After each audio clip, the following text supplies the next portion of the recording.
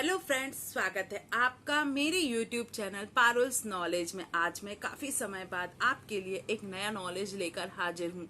तो फ्रेंड्स, आज मैं आपको जानकारी दूंगी कि बच्चों की मालिश के लिए जैतून का तेल कितना फायदेमंद होता है और हम इसका किस किस तरह से उपयोग कर सकते हैं और इसके क्या नुकसान बच्चे की मालिश में हो सकते हैं। तो फ्रेंड्स, वीडियो को स्टार्ट करने से पहले मैं आपसे अनुरोध करूंगी कि मेरे चैनल को सब्सक्राइब कर लीजिए, मेरे वीडियो को अंत तक देखिए और हो सके तो मेरे वीडियो को लाइक करिए। और यदि आपको कुछ कमेंट करना है तो आप कमेंट कर सकते हैं और मैं आपके पॉजिटिव और नेगेटिव कमेंट दोनों को स्वीकार करने के लिए तैयार हूं।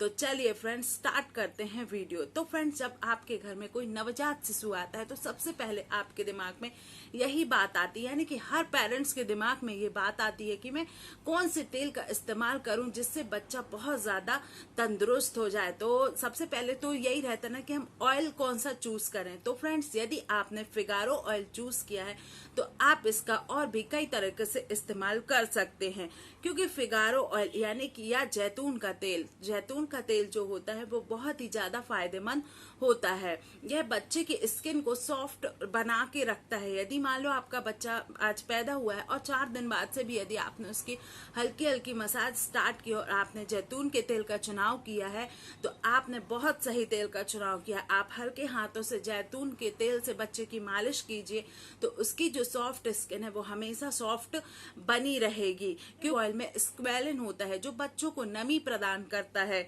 और स्क्वेलिन में जो है वो हाइड्रेट एजेंट होते हैं जो कि बच्चों की त्वचा को कोमल बना के रखते हैं। कई बार आपने देखा होगा कि स्टार्टिंग में यदि बच्चा मान लो ठंड में पैदा हुआ है तो माता पिता क्या करते हैं, पेरेंट्स क्या करते हैं कि सरसों के ऑयल का चुनाव कर लेते हैं, क्योंकि सरसों का ऑयल जो होता है वो उसकी प्रकृति जो होती है वो गर्म होती है। तो सोचते हैं कि सरसों के ऑयल से यदि हम मालिश करेंगे तो बच्चे को एक गर्माहट सी मिलती रहेगी, पर उससे क्या होता है कि बच्चों की स्किन उतनी सॉफ्ट नहीं रह जाती, आगे चलकर उसकी सॉफ्टनेस खत्म हो जाती है। बशर्ते यदि आप जैतून के तेल से बच्चे की मालिश करते हैं तो उसकी जो त्वचा है वो नमी बनाए रखेगी, यानी कि उसकी त्वचा सॉफ्ट सी बनी रहेगी। दूसरा चीज है जैतून के तेल आप हर मौसम में इस्तेमाल कर सकते हैं। ऐसा नहीं है कि गर्मी के मौसम में आपको सोचना पड़ जाए कि आप कौन से तेल से बच्चे की मालिश करेंगे, या सर्दी में आप सोचे कि आपको कौन सा तेल चुनाव करना चाहिए, या ठंडी में आप सोचे कि आपको कौन सा तेल चुनाव करना चाहिए। पर मैं आपको बोलूंगी कि आप यदि ठंडी में हो सके तो ऑलिव ऑयल में थोड़ा सा सरसों का ऑयल मिलाकर बच्चे की मालिश करिए। इससे क्या होगा कि बच्चे को हल्की गर्माहट मिलेगी, क्योंकि ऑलिव ऑयल यानी कि जैतून जो होता है उसकी प्रकृति थोड़ी ठंडी होती है। तो हो सकता है कि बच्चे को थोड़ा नुकसान हो, वैसे तो नुकसान नहीं होते हैं पर हो सकता है हो जाए, तो उसके लिए हो सकता वाली कंडीशन भी नहीं होना चाहिए। तो आप हल्का सा उसमें सरसों का ऑयल मिला लीजिए और हल्का गरम गुनगुना करके बच्चे की बढ़िया से मालिश कीजिए। तीसरी बात मैं आपको बोलूंगी, जैतून के तेल का इस्तेमाल आप क्रैडल कैप में भी कर सकते हैं। क्रैडल कैप यानी कि बच्चों की स्कैल्प की वो जो पपड़ी टाइप की मैल की जम जाती है तो उसको निकालने भी आप जैतून के तेल का इस्तेमाल कर सकते हैं। इसके लिए आपको चाहिए कि आप ज्यादा सा जैतून का तेल लेकर बच्चे के सर पर रख दीजिए, यानी कि मैल को फुलाने के लिए रख दीजिए, और फिर पतली कंघी लेकर सॉफ्ट सा ब्रश लेकर आप उस पपड़ी को निकाल सकते हैं। और फिर इसके बाद है जैतून के तेल का इस्तेमाल आप रैशेस, डायपर रैशेस में भी इस्तेमाल कर सकते हैं। आजकल डायपर पहनाना आम बात हो गई, हर पेरेंट्स अपने बच्चों को डायपर पहनाते हैं और आमतौर पर रैशेस की समस्या देखने को मिल जाती है। तो इसके लिए यदि आप चाहें तो फिगारो ऑयल यानी कि जैतून के तेल या कोई भी कंपनी का जैतून का तेल, उसको गर्म कीजिए, हल्का गुनगुना कीजिए और कॉटन की मदद से उसके रैशेस में लगा दीजिए। और ध्यान रहे ऊपर से आप पाउडर का इस्तेमाल नहीं करेंगे, तो इससे बच्चे के रैशेस में भी फायदा मिलेगा। थोड़ी देर उसको नैपी वगैरह मत पहनाइए, खुला रखिए, तो बच्चे का जो रैशेस है उससे उसको थोड़ा सा रिलैक्स मिलेगा, है ना। नेक्स्ट चीज मैं आपको बताऊंगी, यदि मान लो बच्चा छोटा है और आमतौर पर छोटे बच्चों को कॉलिक की समस्या बनी रहती है, क्योंकि बच्चा में ज्यादा मूवमेंट नहीं होता ना, दूध पी के बस लेटे रहते हैं।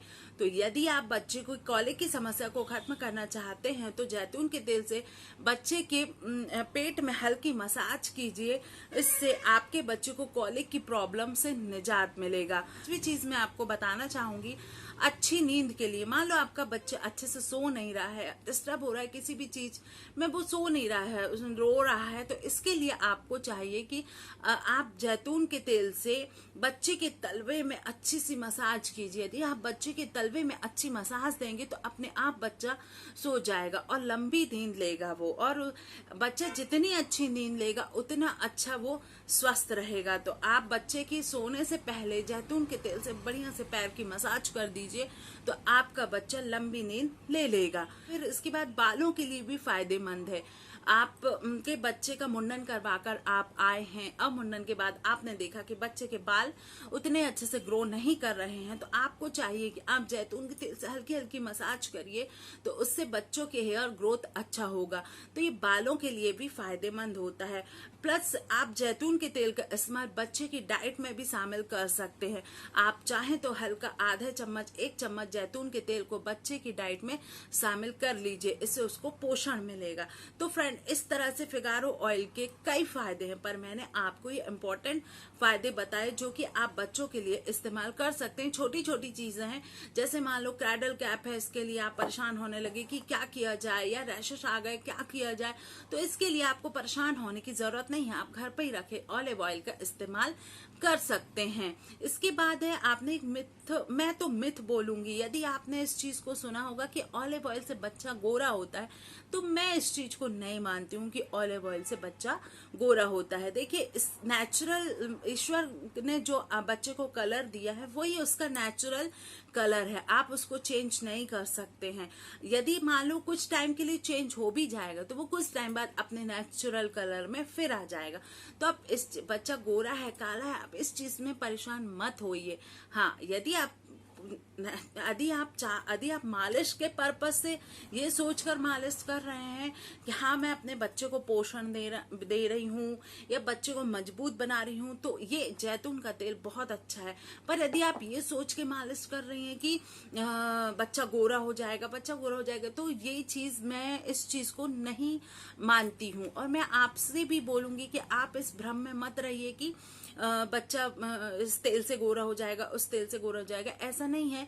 मैं आपको बता रही हूँ, मैं अपनी खुद की, मेरी बेटी है और उसका कलर थोड़ा सा मेरे जैसे डस्की है, पर मैं चाहूँ तो अब उसका, मैं शुरू से फिगारो ऑयल से मालिश कर रही हूँ, पर उसका कलर जैसा था वो वैसा ही है, बिल्कुल कोई चेंजेस नहीं आए हैं। तो ये चीज नहीं है कि फिगारो ऑयल से बच्चा गोरा हो जाता। और मैं आपको बोलना चाहूंगी, आपको बच्चे की बहुत हार्ड तरीके से मालिश नहीं करना है कि खूब रगड़ रगड़ के आप मालिश कर रहे हैं तो उससे बच्चा आपका मजबूत हो जाएगा, तंदुरुस्त हो जाएगा, ऐसा नहीं।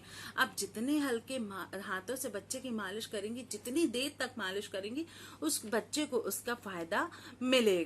तो फ्रेंड्स, इस तरह से फिगारो ऑयल के फायदे हैं। अब मैं यदि आपको नुकसान की बात करूं तो वैसे तो फिगारो ऑयल के कोई भी नुकसान नहीं है, पर कई बच्चों की स्किन जो होती है वो सेंसिटिव होती है, तो फिगारो ऑयल भी, या ऑलिव ऑयल सॉरी, नुकसान कर जाता है। तो आप पहले बच्चे के लिए थोड़ा सा पैच टेस्ट कर लीजिए, उसको थोड़ा सा, जैसे कि उसके पैर में हल्के हल्के लगाकर देख लीजिए कि कहीं इसके, एक दिन उसके पैर में लगाइए और देखिए कि ऐसा तो नहीं है कि इसको कोई चकते या कोई निशान आ रहे हैं, तो आप फिर उसका इस्तेमाल बंद कर दीजिए। बाकी जैतून के तेल के ऐसे कोई भी नुकसान नहीं है।